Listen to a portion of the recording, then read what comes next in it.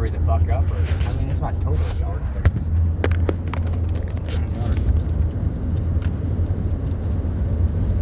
Triple. I don't know. I got a plan. I got a time to where because I shaved out every shower, and I got a time to where I get that done before the light goes out. Triple and a large fry. Ow. It's kind of weird not having anybody we really know over there at this laundromat today. Everybody was gone. It's Black Friday. Weird weekend. Today's the 28th, right? I don't care. I think it's 29th, but I really don't care. Yeah, it is 29th. Because the 28th was Thanksgiving. Sunday's the 31st. Monday's the 1st, then, right?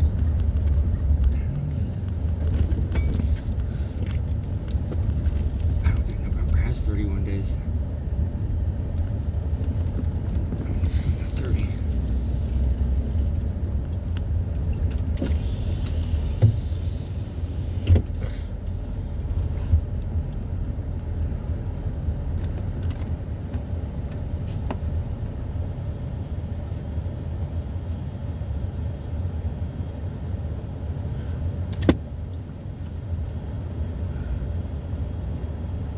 Triple and large fry. Yeah, baby. Order whenever ready.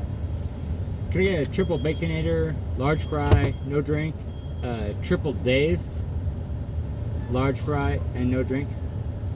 Anything else? That'll do it. I have her told the second window.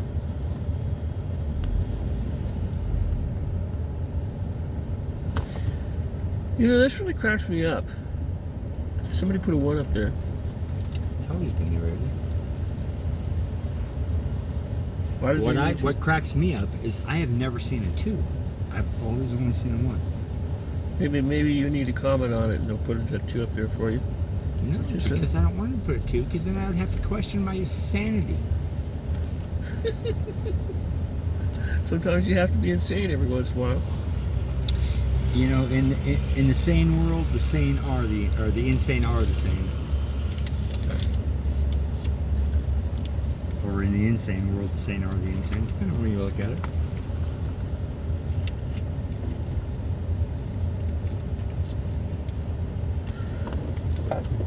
Hey, okay, I was gonna say, I thought you were pulling that out of your pocket. No, I pulled out of yours. 2762. It came out of your pocket, baby. Hey, you have more money than I do. Bite me. Maybe in a retirement account.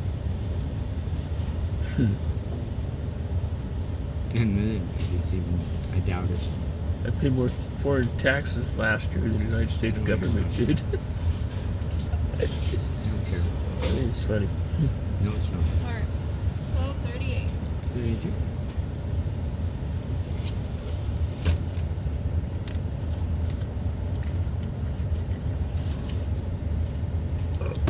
Ugh. He said it's gonna take me a while to get used to this thing.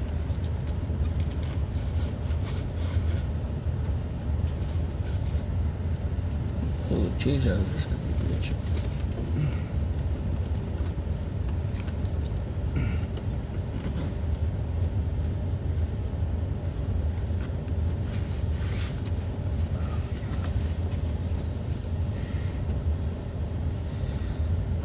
Keeps me from spending my credit card.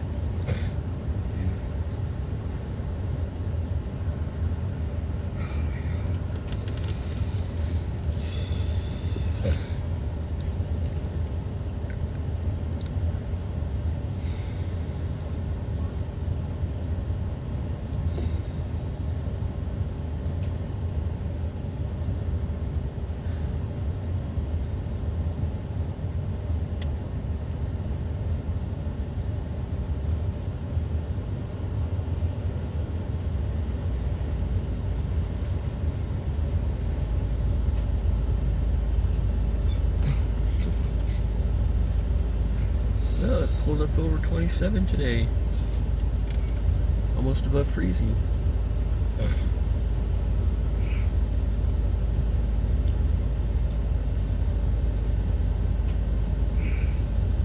I'll cook that bacon and eggs.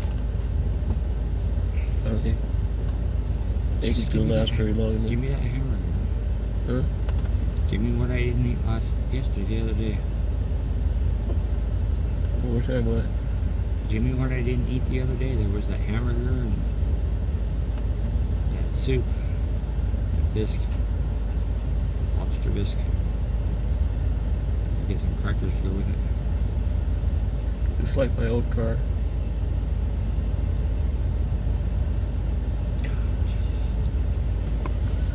And that was quite a popular car back then. There's a lot of those running around town. Here you go. Thank you much. Have a good day.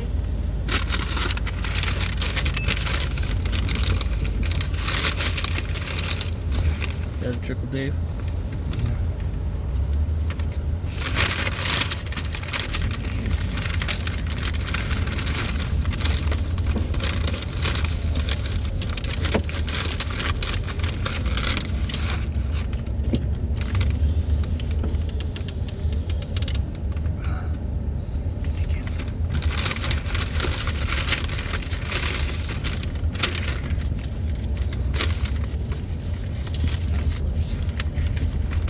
This is your triple, right?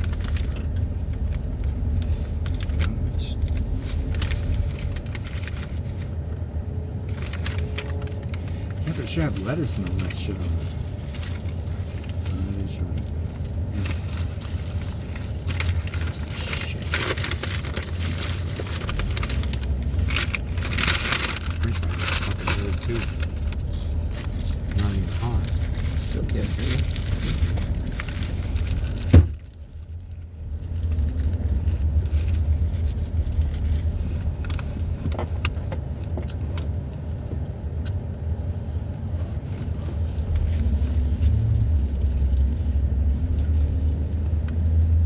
I said the French fries are kind of gross. They're not even hot.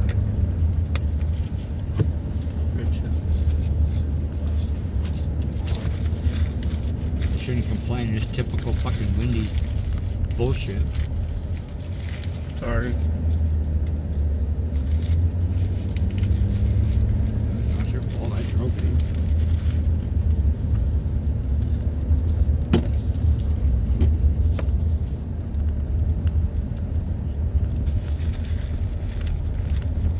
Well, we could boycott it again.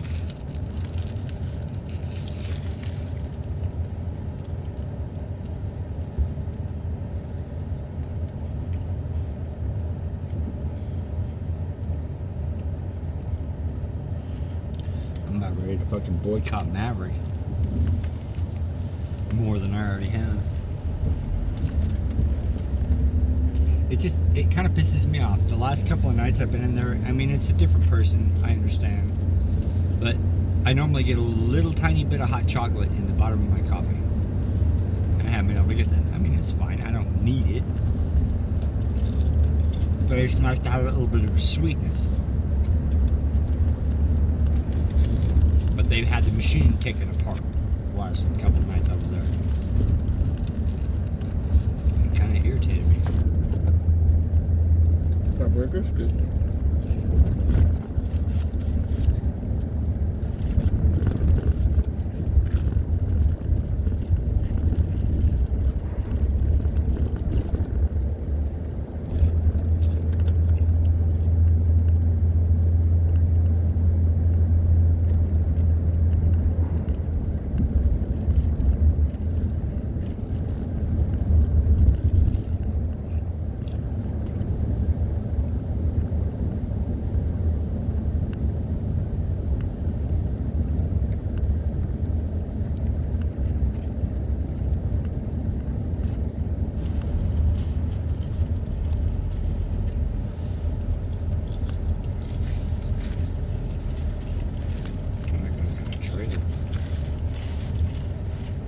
Wow. A heavy trailer.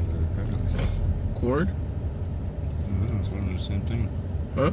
That's one of the same thing. Might be. This trailer's heavy regardless.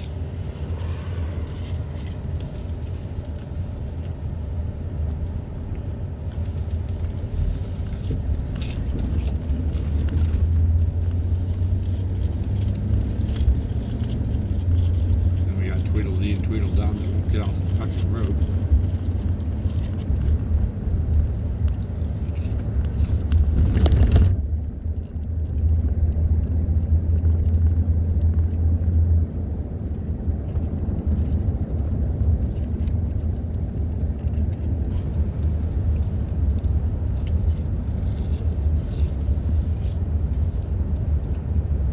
Should've went the other way.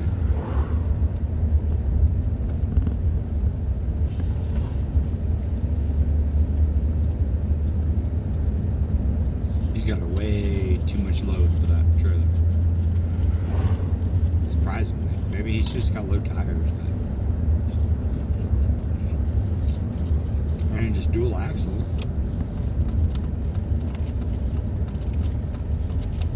No lights. Cover up the license plate so they can't run it. I'm stolen.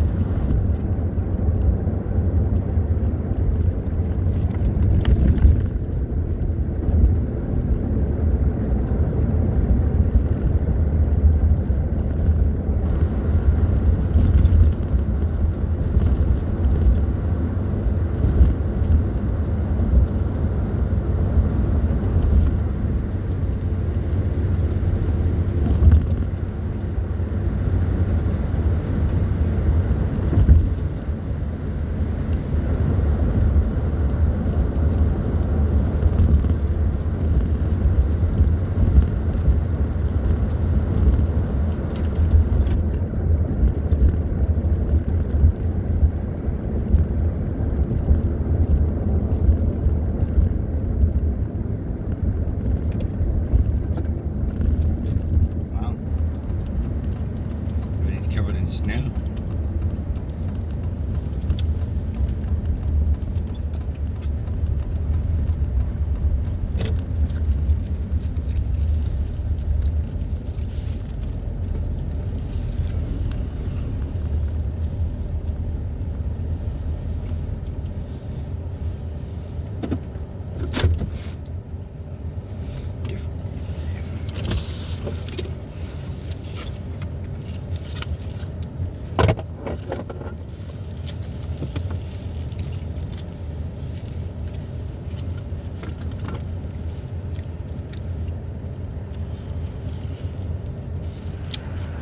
It's pretty hungry, baby. It's pretty good.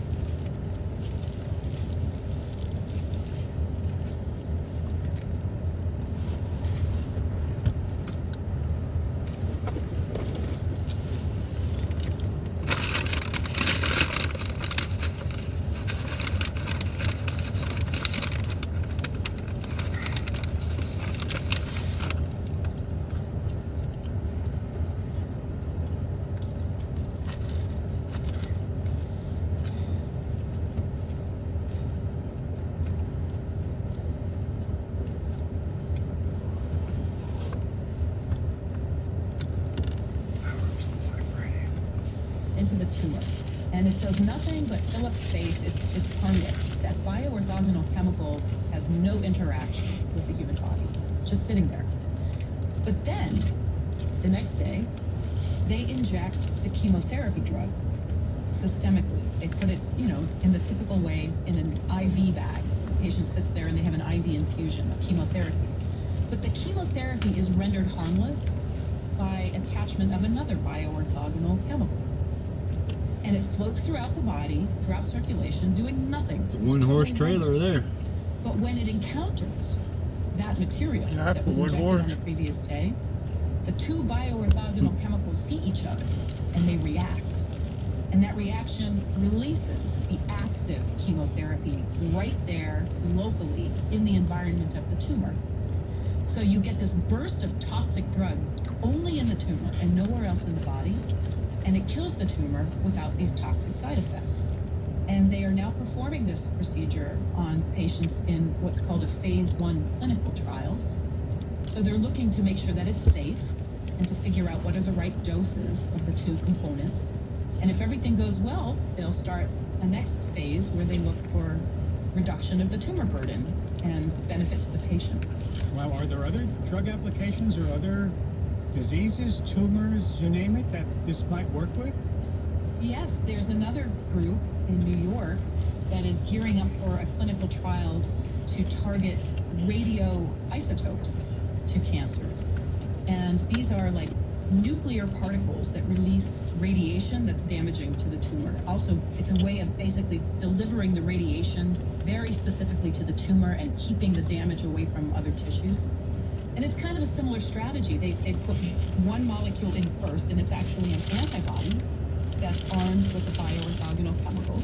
And that antibody is like a heat-seeking missile which goes to the tumor and latches onto it. And then in a second step, they add the radioactive particle, which has the other bioorthogonal partner on it. And it will then find that antibody and do the reaction, and now that radioactive particle is also concentrated in the tumor. So it's kind of a similar approach, but instead of a chemotherapeutic drug, it's a radioactive particle, and instead of a polymer that gets injected, it's an antibody that finds its way. But I think that theme is one that you'll find being tested again and again and again, and it's something you really couldn't even conceive of doing without the availability of bioorthogonal chemistries. I've heard the work your co-Nobelists did called click chemistry. Is this kind of a click chemistry you're talking about? Yes, you know, there are many overlapping concepts between bioorthogonal and click chemistry, and that's why I think the Nobel Foundation kind of put us together into this one prize. The click chemistry term was coined by Barry Sharpless, and he shares the prize with myself and another chemist named Morton Meldahl. Barry was interested in reactions that have the property that they're very reliable. They form products in very high yield, and they do so without interference by other functional groups on the same molecules. So you can see how that's a similar, challenge to our own thinking about bioorthogonal chemistry. The big difference is that when Barry was conceiving of click chemistries, he was thinking about them as tools for the synthesis of complex molecules, which is another big challenge in the chemical sciences. And Morton Meldahl had a similar motivation. Both he and Barry are synthetic chemists. They like to make big, complicated molecules. And having these click chemistries can get you to those big, complicated molecules much more easily. People say chemistry is so boring, right? People are wrong. Well, this is a great example of that. What sort of advice would you give people coming to you, for future scientists? Would you? I'm sure you would point them in your direction, because, as we say, chemistry is a lot less boring than you think it is. That's correct. I think the misconception of chemistry being boring might be our own fault, because I think chemists teach students, and usually the first exposure is somewhere in high school. I think we teach those high school students in a kind of boring way. You think? I think so. I can only, and I say that As someone who took chemistry in high school, I can tell you that's the truth. it was true for me too, I hate to say. I took chemistry in high school, and I don't know that I hated it, but I didn't like it. Yeah. It was My worst boring. subject. Yeah, it was boring, and I didn't understand. It didn't seem relevant to me or the world at all. And then I went to college, and at first I was a pre-med, and so you have to take some chemistry classes if you're destined for medical school. So I did, not because I wanted to, but because I had to. And even in freshman chemistry, I was not interested. Again, it didn't seem all that relevant or interesting to me. So, I'm just like you in that Has regard. your And if I level? had not taken organic chemistry, Huh? I think I probably Whenever wouldn't you have get it, discovered you the are. field as an exciting field. But organic chemistry turned things around for How's me. your burger? And that's when I realized that chemistry is so central in biology and biomedicine. And if you want to understand disease, human disease, and figure out how to treat diseases, you really need to be a chemist. So I'm really glad that I stuck with it long enough to discover organic chemistry, because that sealed it for me. But I think if we did a better job teaching in the early stages, people wouldn't have this bias against chemistry. It's fascinating, and there's so much we don't know, and so many discoveries yet to be made. The field I think of as still very young. So now you have this huge stage. As a Nobel winner, you're in the spotlight. Are there things you want to use that power or visibility to try to do that maybe you couldn't just as a chemist? This is a really interesting question. I certainly have philosophies that I would like people to think about and maybe even embrace, having to do with the diversity of scientists needing some enhancement in order for us to do the best science we can do, especially in the physical sciences like chemistry. There are many different underrepresented groups who have been historically excluded from the field and whose talent we haven't been able to avail ourselves of, which limits progress. Hopefully now people will pay attention to the importance of diversifying the chemical workforce so that we can take advantage of all the talent. That's one thing I would like to do. And the interesting thing is lots of chemists like myself. Well, they didn't make it very far, did they? For greater diversity among our ranks. But if you are awarded a Nobel Prize and your strategy for success has been to have the most diverse lab that you can have, I think that gives some validation to the idea that diversity brings success. Dr. Carolyn Bertuzzi is professor of chemistry at Stanford University in Palo Alto, and 2022 winner of the Nobel Prize. Thank you so much for having me. That conversation was This has always been good news. After the break, we'll go way back to the last days of the dinosaurs. This is Science Friday from WNYC Studios. Science Friday is supported by MathWorks, creator of MATLAB and Simulink software for technical computing and model-based design. MathWorks, accelerating the pace of discovery in engineering and science. Learn more at mathworks.com. Support for Science Friday comes from Progressive Insurance. And the moment car insurance is quoted to the moment it's purchased, drivers can discover a variety of ways to stay Somebody's protected. dragging. More at progressive.com. And for Yeah. better health, to supporting mental health through therapy. Clients will match with 145,000 therapists and can communicate via video, chat, or phone. And Dragging for a while. Science Friday is produced by the Science Friday Initiative. ScienceFriday.com. From the plains to the Front Range and the Western Slope, Colorado's artists are as vibrant as the landscape. I'm CPR arts reporter Amy. I have the privilege to share their stories and keep you informed about current events. Hear about these inspiring, talented people on the Colorado Arts Spotlight every Thursday from morning to 2 and all things considered. CPR News and the Colorado Public Radio app. The support for the law firm and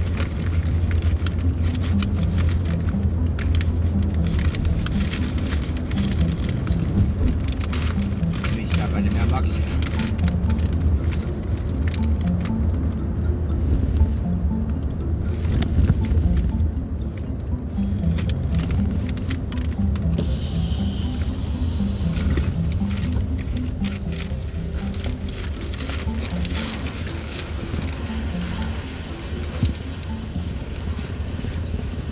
Native American Heritage Month lifts up the stories, traditions, and contributions of indigenous people.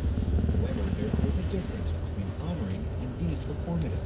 When people ask us to show up to an event like the next day, oftentimes the answer is, hey, we're still here the other months of the year. Listen back to conversations You need a focused on project. indigenous people this week on Real Talk, this afternoon at 3:30 on CPR News and KRCC.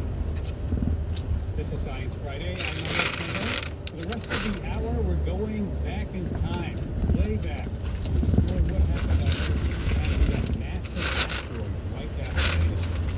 The new book traces what happened from the immediate aftermath to thousands of years later.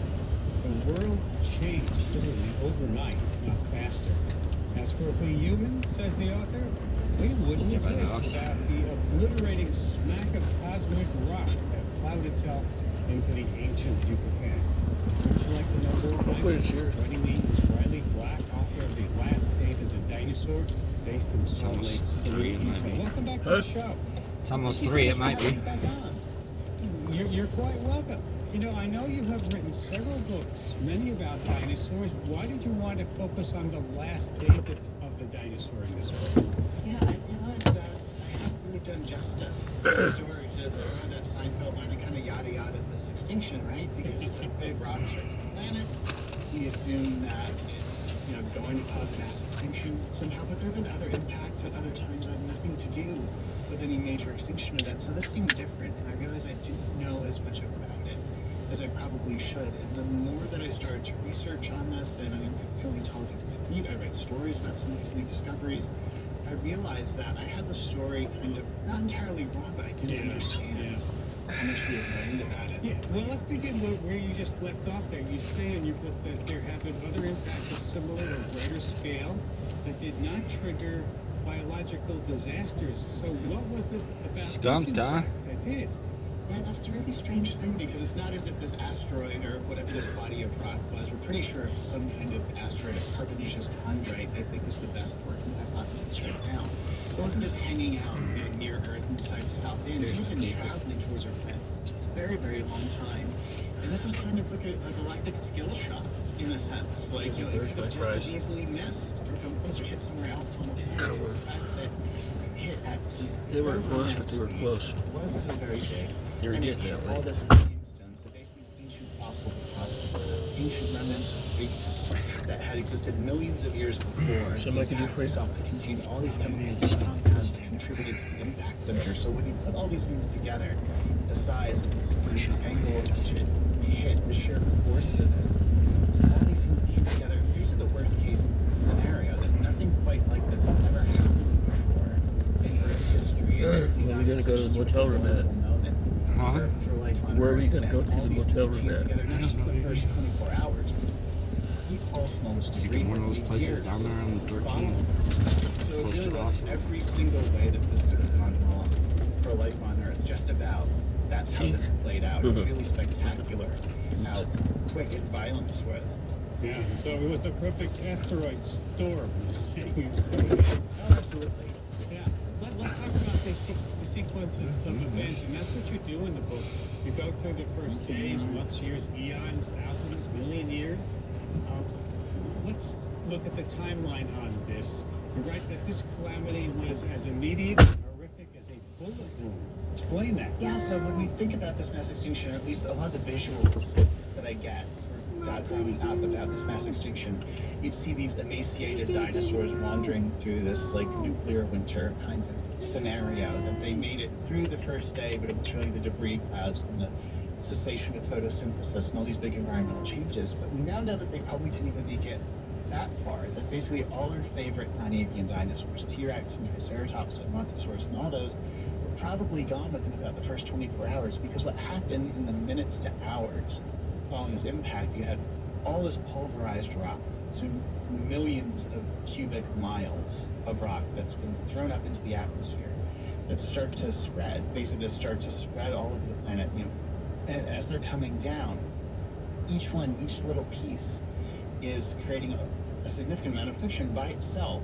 Any one of those isn't very much, but you do enough of that, it's just so much debris and so much basically damage created by this impact, that all that friction creates an infrared pulse. It raises the air temperature all around the planet to about 500 degrees Fahrenheit. So if you ever broiled a chicken, that's about what you broil a chicken at. And T-Rex was more or less a broiled chicken within about 24 hours of this impact, that if you couldn't get underground, if you couldn't get underwater in somewhere, had some other way to block yourself from this pulse, Wow. you're basically out in the open. It was so hot that some forests are spontaneously catching fire based upon some Wow. of these models that geologists and paleontologists put together. So it really was incredibly extreme. And then we had a cold period. That's right, about 3 years of impact winter. So you had this terrible heat pulse that did most of the major initial damage. But in the years that followed, you not only had the soot from forest fires all over the planet, you not only had all the dust and debris thrown up by the impact itself, but all these sulfur-based compounds that we know from observations during our own history are really good at reflecting back sunlight. So it's estimated that the sunlight reaching the Earth was reduced by at least about 20%, and that was enough to curtail, if not stop, photosynthesis over much of the planet. And if you take out plants, it's the basis of our ecosystem, it's the basis of our oceans, it's the basis of how we get our oxygen. It's something over those 3 years that not only temperatures dropped, but ecosystems almost entirely collapsed, and those survivors during those 3 years had to get by on scraps. There was one factor that made this extinction not as bad as it could be, you write, and that's a very unlikely source. I'm talking about volcanoes. Can you explain this? Yeah, so in the past, we've had at least 5 mass extinctions so far. We may be entering a 6th, but most of those 5, or at least a significant number of them, prior to this asteroid impact at the end of the Cretaceous, were caused by volcanic activity. And in particular, prior to the asteroid impact and after the asteroid impact 66 million years ago, you had incredible outpourings in what's called the Deccan Traps in what's now India. Just, thousands of miles just covered by molten rock, and all the greenhouse gases that are being spewed into the atmosphere as part of it. And those greenhouse gases, in fact, counteracted some of the effects of the impact major. This is not what we think of when we think of volcanic eruptions like this. We often think about them in terms of causing extinctions, but in this case, it kept the impact major from being as bad as it otherwise could have been. It raised temperatures just enough to allow some forms of life to be able to survive, and otherwise they would have gone extinct in the chill of that impact major. So even though those volcanic eruptions were previously considered to be a contender for this extinction, it turns out that they kind of mitigated the effects of the asteroid impact, kind of came to the rescue for at least some forms of life. Yeah, that is really something new that we haven't heard before, because we've heard of research that says the dinosaurs were already weakened by natural forces and possibly volcanoes. They were on their way out, and the asteroid just provided that final push. But are you saying that's not true? That's right. It seems to be the opposite case, that volcanic eruptions actually assisted some of these surviving animals. Most of the non-avian dinosaurs, if not all of them, are already gone by the time this counteracting force would have come into play. But that's the other part of this, is that so much of what we understand about this extinction comes from Western North America. It comes from the Hell Creek Formation, the overlying rock layers in Montana and the Dakotas. There's so much that we don't know. So the decline that paleontologists previously thought they saw is because there are fewer rocks from the relevant time period. So just as an absolute level, we have less dinosaur diversity because there aren't as many rocks from the very end of the Cretaceous that actually preserve them as compared to 10 million years before. So we're really learning, in a sense, how much we didn't previously know about this mass extinction and how it played out. And how long did it take for plant life to come back? There's a seed bank, or there was a seed bank in the soil. So a lot of plants, they just spread their seeds, they spread nuts, they spread their fruits as far as they possibly can. And some of those already existed in the soil and would have been shielded by some of the heat effects. It really only takes about a couple of inches of soil to really shield what's in the soil from the effects of things like forest fires. We know from modern day forest fires that get about as hot as that infrared pulse, that it doesn't take all that much. So that seed layer was there. It actually allowed beaked birds to survive. That's why we have dinosaurs around us now, because beaked birds are able to subsist on the seeds and nuts that still existed. But it took at least about 100,000 years before we started to see vegetation make a real recovery. You have what's called a fern spike, where we see fossil ferns and their spores everywhere in the fossil record around this time. And that's because ferns are what we call disaster taxa. They're really good at coming into spaces that have been disturbed, that have been disrupted. And they're kind of the first initial signs that life is beginning to recover. And then about 1 million years after impact, that's when you start to have these thick, dense forests starting to grow up, that you have the rise of flowering plants and angiosperms rather than conifers. So it took about 1 million years before anything recognizable as a forest started to reestablish itself. Very interesting. And one of the interesting topics you talk about in the book is the evolution of the bird life following the impact. In fact, I found it fascinating to learn that it was the evolution of a beak and not the teeth of the dinosaur birds. That's right. That allowed these birds to survive. What's there about a beak that nature likes? Yeah, we've had beaks evolve multiple times, over and over again. And in the case of dinosaurs, why beaked birds were able to survive, if you think about what birds and bird-like dinosaurs were doing prior to the impact. You had basically things like Velociraptor covered in feathers, very sharp teeth. Right. We had toothed birds that were able to eat insects and little lizards and things like that. And then you had beaked birds that primarily ate seeds, nuts, plant material. They're already adapted to this kind of diet. They probably already had things like a gizzard or ways to grind up that plant food. So they in a sense were pre-adapted to life after impact, whereas all those carnivorous species, there's nothing for them to eat because there are no more plants, there therefore no more insects. There are very few small little critters for them to eat. So basically, if you were a carnivore trying to survive through this impact winter, it is much, much more difficult. Whereas beaked birds, they were already adapted to eating things that had survived, and that's why they're able to hang on. Interesting. So what else was different about plant and animal life post-impact? You see forests grow a lot denser. If you think about forests and habitats in the age of the dinosaurs, basically in that end Cretaceous heyday, it would have looked somewhat similar to areas in like Eastern Africa today. So more conifers than flowering plants. There's certainly no grasses, but that kind of open habitat, an open woodland, because many dinosaurs were big. Where they walked, where they pushed over trees, where they fed, this all influenced the ecosystem and shaped it around them. So you're going to have dinosaur-sized holes, basically through any ecology that you're looking at. But once they were gone, once you don't have things like Triceratops mowing down vegetation or pushing over trees anymore, forests could grow a lot denser, they could grow a lot closer together, and they could grow tall. And that provided a multi-tiered ecosystem for their survivors, whether you were a bird or a mammal or an insect. Life could be different at the canopy than on the trunk of the tree, than at the surface of the soil or down below that soil. So it had all these different new opportunities for evolution and pioneering new niches open up. Right. This is Science Friday from WNYC Studios. Talking to Riley Black, author of The Last Days of the Dinosaurs.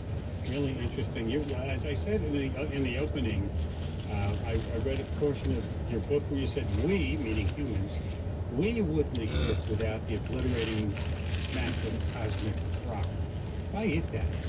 There's no reason to think that the age of dinosaurs would have stopped without this. I mean, in a sense, we still are because birds are still here, but the kind of dinosaurs that we think about and see in the movies all the time, they would still be here. If you think about 66 million years, there's a very long time. But if you were to start from the day before impact, so T-Rex and Triceratops are still doing fine, project that backwards 66 million years further into the Cretaceous. Dinosaurs are still around, they're doing fine. Like basically there's more time between Stegosaurus and T-Rex than there's been since T-Rex went extinct. So dinosaurs were the dominant vertebrates on land. They're the most prominent vertebrates on land for so very long. And they'd survived so many different changes between the continents moving around, volcanic eruptions, climate changes, sea level changes. They would have made it through. It took something really unexpected and unprecedented to really change up life and what it was. And our ancestors could have very well gone extinct in this very same extinction. It's one of the things that blows my mind, honestly, is that there were primates around during the last day of the Cretaceous. This little animal called Purgatorius is the earliest known primate. And it was able to survive where the big and terrible dinosaurs weren't. So it's not just that we evolved as a result of this extinction, but our ancestors, our primate ancestors, actually eked right through it. That is cool. Are there other things we can see now that are direct remains of this extinction? You can look almost anywhere, basically, whether it's seeing all the flowering plants and their pollinators. That's something that those interactions and those kinds of plants were around before impact, but they're much more prominent now. Or things like beans. I love a good taco. I like to put refried beans on it sometimes. Beans only came about because legumes evolved about 1 million years after impact. That plant life got this reinvigorated kind of evolutionary pulse after the impact. And basically plants like legumes that are rich in protein are part of that as well. So whether it's just our own existence or what we eat or the sort of vegetation we see around us, there's so many little hallmarks that we can draw back to this massive extinction. Who knew how important beans were? As you say, Riley, you've written a lot about dinosaurs and written many books. What surprised you the most about writing this book in your research? I felt like so much of it was a surprise because I had so many assumptions going into it. I think what really struck me was how the way the world recovered after impact, how relatively quick that was. I mean, 1 million years is a long time, but to think that prior to the mass extinction, the largest mammals that we know about were about the size of a house cat. And then a million years later, the largest mammals that we know about were about the size of a German Shepherd, and that's quite a bit bigger. And we're starting to understand so much of how and why they evolved and the pattern of their evolution. There's a paper that just came out, I wish I could have included it in the book, but it's so fascinating to me about how mammals were getting big so quickly that their brains pretty much remained at the same size as they had been post-impact, so that you have much bigger bodied mammals, but their brains are about the same size. And it wasn't until about another 10 million years or so after that, after impact, that you start to see a lot more sort of changes to the prefrontal cortex and changes in behaviors and interactions and things like that, so that life really raced to fill in the voids that were left by this mass extinction in such a way that it was a really formative and interesting time for evolution in general. Like, it wasn't a sense of progress or mammals picking up the torch where dinosaurs had left it, but it was something entirely new happening. And seeing and understanding some of these interactions that we never got to view before. So much of this research has come out in the past 5 or 10 years. Even the last year, we've made a lot of new discoveries. So this is rapidly changing and giving us this view, this timeline that we never really had before. That conversation with Riley Black, recorded in 2022. You folks chose it as one of your favorite segments from our 33 years. And if you didn't hear your pick today, don't worry. We've got a few more favorites to pull out of our archives during the December holidays. That's about it for this hour. Lots of folks helped make this show happen this week and every week, including John Dankowski, Annie Nero, Jason Rosenberg, Rasha Aridi, Shoshana Buxton. Thank you, everybody. BJ Liederman composed our theme music. And of course, if you missed any part of the program or would like to hear it again, subscribe to our podcasts. Before we go this week, I want to thank all of you who have been a part of our family for these 33 years. We would not be here without you. Thank you for listening, and thank you for your support. Have a great weekend. We'll see you next week. I'm Ira Flago.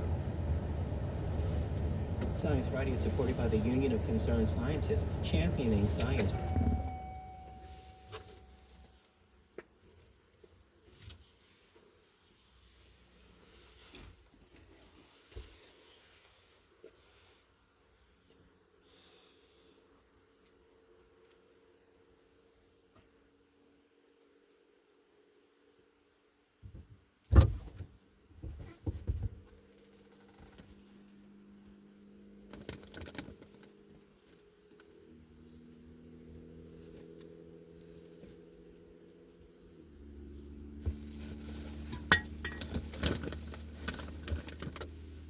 Yeah, throw it in the back and we'll remember it.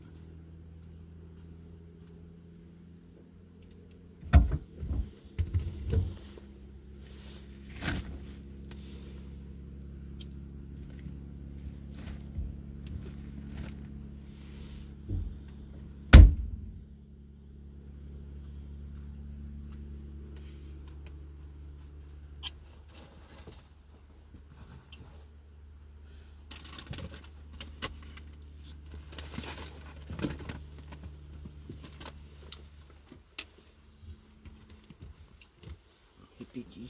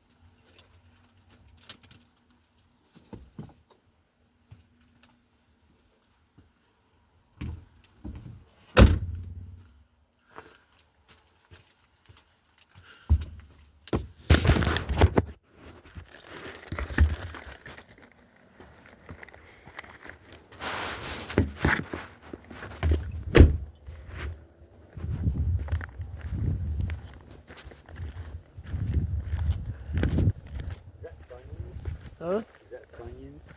What? Is that Funyun?